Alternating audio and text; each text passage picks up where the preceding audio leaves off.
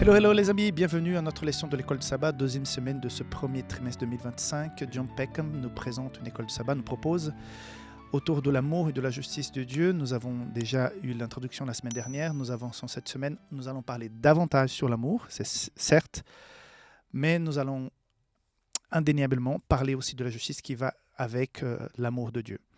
John sort des chemins battus quand il va tout de suite sabbat après-midi parler de la façon comme nous sommes habitués à parler de l'amour de Dieu, l'amour agapé, philéo, eros, et il va proposer autre chose, donc je vous invite à regarder ça vraiment dans le texte de la leçon.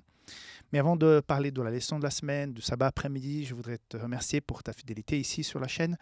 Merci d'avoir pris le temps d'être abonné. Et si tu ne l'es pas, donc je t'invite à le faire rapidement pour que tu puisses recevoir rapidement aussi les nouvelles vidéos.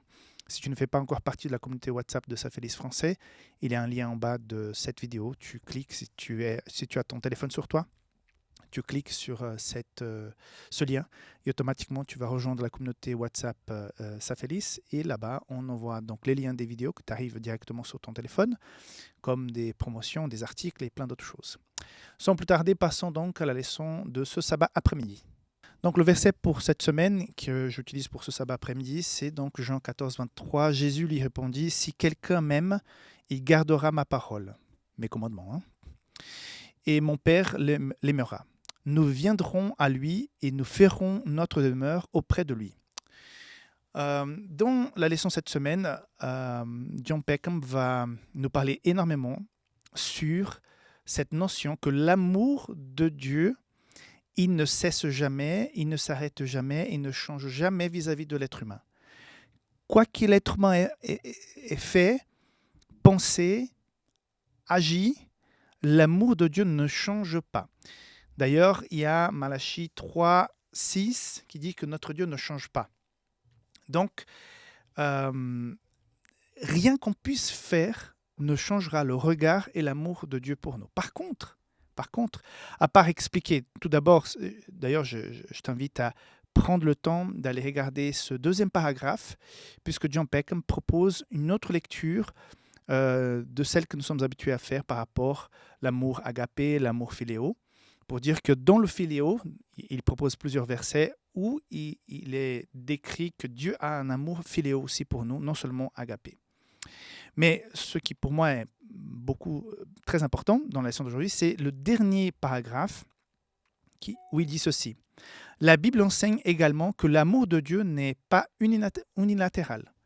On peut penser, bon, Dieu nous aime, peu importe ce qu'on fasse, il nous aime, point.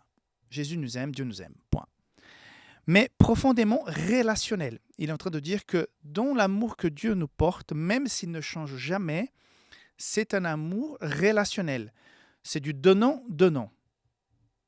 Voilà, c'est la notion, parce qu'on est habitué avec l'amour humain, puisque si je donne, si je suis quelqu'un de généreux, normalement, je vais recevoir aussi de façon généreuse un amour en retour. Là, il est en train de dire que Dieu nous aime profondément, et rien qu'on fasse pourra changer ça. Par contre, cela ne signifie pas que l'amour de Dieu, c'est juste unilatéral. Il donne. À quelque part, il est en train de dire que Dieu fonctionne aussi comme les êtres humains dans une espèce d'attente d'un retour d'amour. Ça, c'est très intéressant. Il va continuer.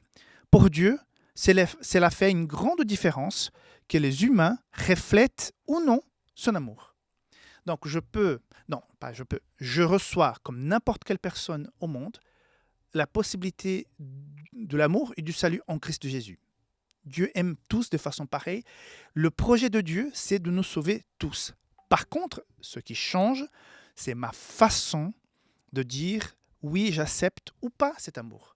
Donc, ma façon de réagir à cette proposition, c'est que ça change tout. Et Dieu nous aime tellement qu'il démontre sa joie, son plaisir de recevoir cet amour en retour, d'avoir une réponse positive. Si nous, êtres humains, quand je réfléchis, nous sommes contents quand nous avons un retour positif par rapport à ce qu'on donne, qu'on dira Dieu qui a tout fait pour nous. Et la plus grande expression d'amour qui puisse exister, c'est l'amour de Dieu pour nous à travers Jésus-Christ. Bien sûr que quand quelqu'un accepte Jésus dans sa vie, ça apporte du bonheur chez Dieu parce que, enfin, on s'est sacrifié et voilà que quelqu'un accepte ce sacrifice.